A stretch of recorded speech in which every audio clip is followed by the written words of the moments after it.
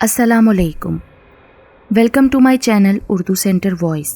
तमाम video updates के लिए उर्दू सेंटर वॉइस को सब्सक्राइब करके बेल नोटिफिकेशन को ऑन कर दें। तो आइए सुनते हैं आज की वीडियो में किसी की ज़िंदगी पर बीती एक सच्ची और पुरअसरार कहानी। ये क़याम पाकिस्तान से पहले का वाक़या है, जब हिंदू और मुसलमान इकट्ठे रहते थे। उनका रहन सहन जुदा जुदा था। कुछ लोग सखी और अच्छे अखलाक के थे, जबकि कुछ लोग तंग नज़र और सख्त आदात और अतवार के हामिल थे। गांव रूपनगर उत्तर प्रदेश से 10 मील फासले पर था। वहाँ एक हवेली थी जो किसी चौधरी की मलकियत बताई जाती थी, लेकिन अब उस वसीअरीज़ हवेली में किसी इंसान का रहना मुमकिन नहीं था। उस हवेली को आसेबी हवेली का नाम दे दिया गया था, क्योंकि जो भी किसी शर्त, मुहिम, दलेरी या नासमझी की वजह से उस हवेली में दाखिल होता था, वो वापस नहीं आता था। ये हवेली एक रेतले टीले के साथ वाक़ थी। इर्द गिर्द मौजूद घनी झाड़ियों और दरख्तों के ज़ख़ीरे ने उसको मज़ीद खौफनाक बना दिया था। उस हवेली की ख़ास बात ये थी कि कई दहाइयाँ गुजर जाने के बावजूद उसकी खूबसूरती में फ़र्क ना आया था, और उसके रंगो रोगन और बनावट में भी कोई ख़राबी नहीं आई थी। दूसरे ममालिक के मुहिमजू उस जादू नगरी जैसी हवेली में खो के रह गए थे। आज तक कोई भी उस आसेब ज़दा हवेली की भूल भुलैयों से ज़िंदा वापस नहीं आ सका था। उस हवेली के बारे में कई किस्से कहानियाँ ज़ुबान ज़द आम थीं, लेकिन मंतकी हल कोई भी पेश ना कर सका था। सज्जाद एक यतीम लड़का था जो उत्तर प्रदेश में रहता था। अपने चचा के जुल्मों सितम से तंग आकर उसने घर छोड़ने और रूपनगर के आसेबी महल में दाखिल होकर अपनी जान छुड़वाने का फैसला कर लिया। एक रात उसने ज़रूरत का कुछ सामान एक गठड़ी में समेटा और रूपनगर की तरफ चल दिया। रास्ते में उसको जो भी जान पहचान वाला मिला, उसने सच सच सब कुछ बता दिया। उसके जालिम चचा को ये बात पता चली तो वो बहुत खुश हुआ कि इस यतीम से तो जान छूटी। सज्जाद फितरी तौर पर एक दलेर लड़का था। उसकी उम्र 16-17 साल थी, लेकिन वो हमेशा से सोमो सलात का पाबंद और काफ़ी दलेर वाक़ हुआ था। गरीबों की मदद करना उसका शेवा था। लाचारों के लिए बेहतरीन खिदमात सर अंजाम देना वो अपना फ़र्ज़ समझता था। उसके गांव से चले जाने के बाद काफ़ी लोग परेशान थे और उसकी नेकियों की वजह से उसको दुआएं देने पर मजबूर थे। सज्जाद जल्द ही रूपनगर पहुंच गया। उसके पास खाने को कुछ चने और कुछ सूखी रोटियां थीं। जैसे ही वो खाना खाने के लिए बैठा तो उसको एक ज़ईफ़ नज़र आया, जो खाने की तरफ ललचाई नज़रों से देख रहा था। सज्जाद ने बड़े प्यार भरे अंदाज में बुज़ुर्ग को पास बुलाकर खाना खिलाया। बुज़ुर्ग दुआएं देता हुआ चला गया। सज्जाद के पास पानी पीने की एक घाघर और एक लिफाफे में भुने हुए चनों के अलावा कोई और ज़्यादा सफ़र ना था। सर्दियों के दिनों में उसके पास बस एक ही पतली चादर थी। बादलों ने आसमान पर अपना कब्जा जमाना शुरू कर दिया था। हवाओं ने यकबस्ता लहरों की सूरत इख्तियार कर ली थी। जल्द ही हर तरफ अंधेरा छाने लगा। सज्जाद ने वो आसेबी हवेली ढूंढ निकाली थी। आसमान पर बिजलियां कड़क रही थीं। बादलों की फौजियां उमड़ उमड़ कर बड़ी तूफानी बारिश का डंका बजा रही थीं। हर तरफ तेज़ हवा की सनसनाहट और बिजली की चमक ने माहौल में पुरअसरारियत भर दी थी। दूर कहीं से भेड़ियों और गीदड़ों की आवाज़ें माहौल को भयानक बना रही थीं। बारिश शुरू हो चुकी थी। सज्जाद के पास कोई और चारा नहीं था कि वो हवेली के मेन गेट से अंदर दाखिल हो जाए। सज्जाद के पास एक पुरानी टॉर्च थी जो वो एहतियाती तौर पर साथ ले आया था। बारिश के तेज़ होते ही सज्जाद हवेली के अंदर दाखिल हो चुका था। वहाँ कमरों की लाइनें थीं, राहदारियाँ थीं, दरीचे थे। वो एक कमरे में दाखिल हो गया। वहाँ आसाइश का सब सामान मुयस्सर था। उसने एक पलंग पर बैठकर आराम करना चाहा ही था कि एक भयानक चीख से उसके रोंगटे खड़े हो गए। ऐसा महसूस होता था कि एक औरत को कई लोग मिलकर कत्ल करने के दर पर हैं और वो मिन्नत समाजत कर रही है। उसने कुरानी आयात का विर्द करना शुरू कर दिया और उस कमरे से होता हुआ दूसरे कमरे में दाखिल हो गया। बारिश अब और तेज़ हो चुकी थी। सज्जाद ने देखा कि एक लहीम शहीम शक्ल का उधेड़ उम्र आदमी एक नौजवान औरत को घसीट रहा है और उसके हाथ में तेज़ धार तलवार है। عورت منتیں کر رہی ہے کہ مجھ سے زیادتی نہ کرو، میں غریب مزدور ہوں، لیکن وہ تگڑے جسم کا مالک آدمی اسے وارننگ دیتا ہے کہ اگر تم نے مزید شور مچایا تو میں تمہارا قتل کر دوں گا، اور یہاں کوئی بھی میری طاقت کا زم برداشت نہیں کر سکے گا جو تمہاری گلو خلاصی کرائے۔ سجاد کی طرف اچانک عورت کی آنکھیں دو چار ہوئیں اور عورت نے منت کی کہ بیٹا میری جان اس وحشی سے چھڑاؤ، کوئی تو بہادری دکھائے اور اس بدبخت سے مجھے نجات دلائے۔ یہ اس حویلی کا چوہدری رام داس ہے جو ہم غریبوں پر ظلم کے بازار روا رکھتا ہے۔ کوئی مائی کا لال آئے جو اس کے آتاب سے ہم غریبوں کو بچائے۔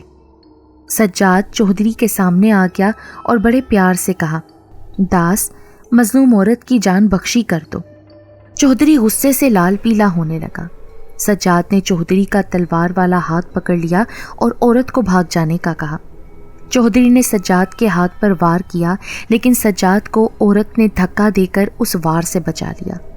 چوہدری غصے سے آگ بگولا ہو رہا تھا، اس کی آنکھوں سے انگارے ابل رہے تھے۔ سجاد نے عورت سے بھاگ جانے کو کہا، لیکن عورت نے اسے یہ بتا کر حیران کر دیا کہ جب تک اس منحوس چوہدری سے جان نہیں چھڑوائی جائے گی ہم یہاں اس کا ظلم برداشت کرتے ہی رہیں گے، جب تک اس چوہدری کے ہاتھ سے تلوار نہیں گرے گی اور اس کے جوتوں پر بارش کا پانی نہیں گرے گا، اس سے نجات حاصل کرنا ناممکن ہے۔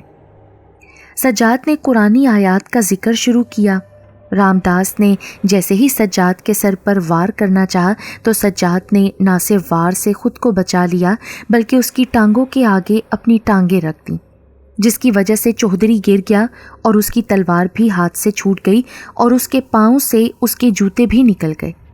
جھٹ سے اس نے چوہدری کے دونوں جوتے بارش کے پانی میں پھینک دیے، جس سے عجیب منظر پیش آیا۔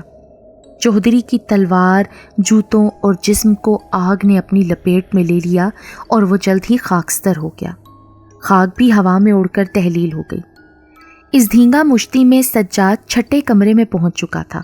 عورت نے سجاد کا شکریہ ادا کیا کہ ہر رات چوہدری اپنے ظلم کی داستان مجھے قتل کر کے دہراتا تھا، اور اس کے شراب کی مکتی صرف اسی صورت میں ممکن تھی کہ کوئی مسلمان لڑکا دلیری کے ساتھ اس کا مقابلہ کرے اور وہ ہمیشہ کے لیے ختم ہو جائے۔ بیٹا تو نے مجھے جیون دان دے کر بہت احسان کیا ہے۔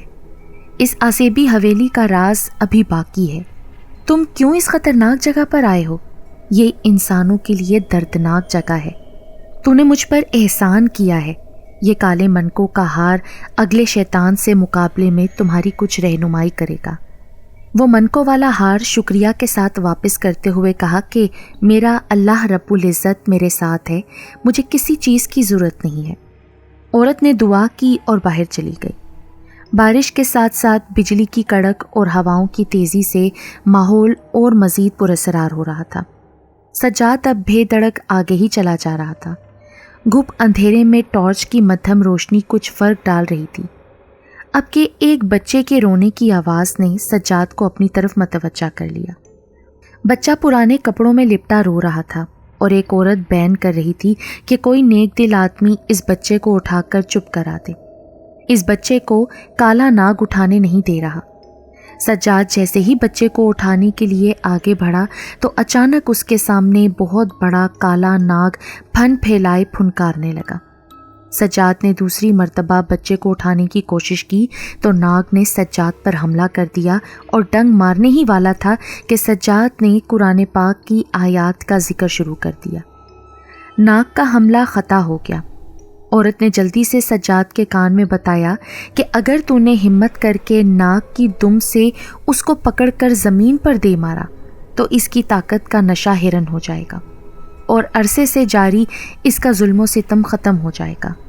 سجاد نے اللہ رب العزت کا نام لے کر درود پاک کا ورد کر کے خود پر دم کیا اور ناگ کو دم سے پکڑ کر اسے زمین پر زور سے پٹخ دیا۔ ناگ اب ایک عام سانپ کی طرح کونے میں موجود بل میں داخل ہونے لگا۔ سجاد نے اب کی بار بچے کو اٹھا کر عورت کے حوالے کیا تو سانپ کے بل کو آگ لگ گئی۔ سجاد نے اللہ رب العزت کا شکر ادا کیا۔ اس آسیبی حویلی کے دوسری طرف کے دروازے تک پہنچنے کے لیے سجاد کو ابھی مزید امتحانات سے گزرنا تھا۔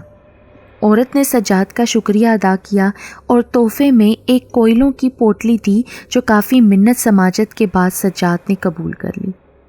اس آسیبی حویلی میں درجنوں کمرے، کئی راہداریاں اور سٹور روم تھے۔ بارش آہستہ آہستہ تھمنا شروع ہو گئی تھی۔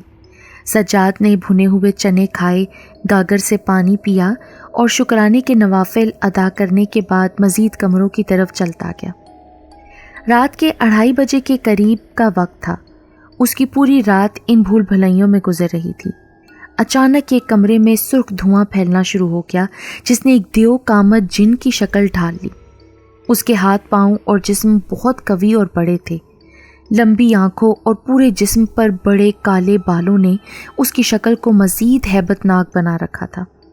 اس کے ایک کندھے پر چودھری کی لاش اور دوسرے پر کالے ناگ کی لاش تھی۔ اس کی آنکھوں سے خون ٹپک رہا تھا۔ اس نے سجاد کی طرف قہر آلود نظروں سے دیکھا اور کہا کہ اے آدم زاد، تم نے اتنی جرت کیسے کر لی کہ اس حویلی پر قبضہ کرنے کا سوچا؟ اگر تم نے اس حویلی کا عقبی دروازہ ڈھونڈ نکالا تو ہمارے خاتمے کے ساتھ ساتھ یہ حویلی آسیبی حصار سے بھی نکل جائے گی، لیکن میں تمہیں ایسا کرنے نہیں دوں گا۔ یہ کہہ کر اس شریر جن نے سجاد کی طرف پتھر پھینکا جو راستے میں ہی کسی نے پکڑ لیا۔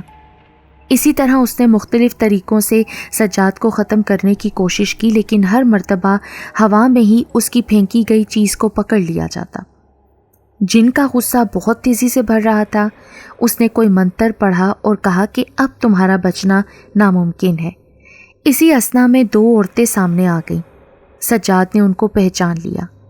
پہلے 2 واقعات والی مظلوم عورتیں وہاں آن پہنچی تھیں۔ انہوں نے سجاد کو بتایا کہ ہم مصیبت کی ماری اسی طرح طوفانی رات میں اس حویلی میں داخل ہوئی تھیں، تو ان ظالموں نے ہمارے ساتھ بہت برا سلوک کر کے ہمیں قتل کر دیا تھا۔ ہم نے مرتے وقت یہ دعا کی تھی کہ یا رب العزت، جب ان شیطانوں کے ختم ہونے کو کوئی فرشتہ صفت انسان بھیجنا تو ہماری روحوں کو بھی اس نیک دل آدمی کے کسی کام آنے کی توفیق دینا۔ تو اللہ کے حکم سے ہر طوفانی رات کو کسی کی پناہ لینے کے وقت یہی واقعات دہرائے جاتے رہے ہیں۔ کئی بے گناہ ان کے ظلم کی چکی میں پھنس چکے ہیں۔ تم نے ہمت دکھائی اور اس آسیبی حویلی کا طلسم ٹوٹا۔ صرف وہی بڑا شیطان آلہ کار موجود ہے۔ اس کی جان گھٹنوں کی ہڈیوں میں ہے۔ اگر تم نے آیات قرآنی پڑھ کر اس کے گھٹنوں پر حملہ کیا تو یہ حویلی طلسماتی اور آسیبی چکر سے آزاد ہو جائے گی۔ سجاد نے آیات قرآنی کا ورد کرتے ہوئے دیو کامت جن کے گھٹنوں پر چھلانگ لگا کر حملہ کیا۔ حملہ اچانک اور زوردار تھا کہ جن کی چیخیں نکل گئیں اور وہ وہیں راکھ بنتا چلا گیا۔ صبح صادق کا وقت قریب تھا، بارش رک چکی تھی۔ خنک ماحول میں سجاد نے تازہ وضو کیا اور تہجد کے نفل ادا کرنے کے بعد شکرانے کے نوافل ادا کیے۔ فجر کی نماز پڑھنے کے بعد وہ سورج نکلنے کا انتظار کرنے لگا۔ عقبی دروازہ کھولنے میں وہ کامیاب ہوا تو وہ دروازہ گھنے جنگل سے ہوتا ہوا سیدھا سجاد کے گاؤں جاتا دکھائی دیا۔ صبح سویرے آسیبی حویلی کو آسیبی اثرات سے نجات دلوانے کے بعد گاؤں والوں تک یہ بات پہنچ گئی۔ دونوں گاؤں کے لوگ سجاد کو کاندھوں پر اٹھا کر رقص کرنے لگے۔ گاؤں کے وڈیرے نے اپنی بیٹی کی شادی سجاد سے کر دی۔ سجاد نے دوسری عورت کی طرف سے دی گئی پوٹلی کھولی تو اس میں سے سونے کی ڈلیاں نکلیں جو اس نے اپنی بیوی کو تحفے میں دے دیں۔ اس کے چچا نے معافی مانگ کر سجاد کو ساتھ لینا چاہا، لیکن سجاد نے انکار کر دیا۔ جو حویلی آسیبی کے نام سے مشہور ہو گئی تھی، اس میں میاں بیوی صوم و صلات کے پابند رہائش پذیر ہوئے تو لوگوں کی امیدوں کا مرکز بن گئی۔ ہر طرف یہ حویلی خیر بانٹنے لگی۔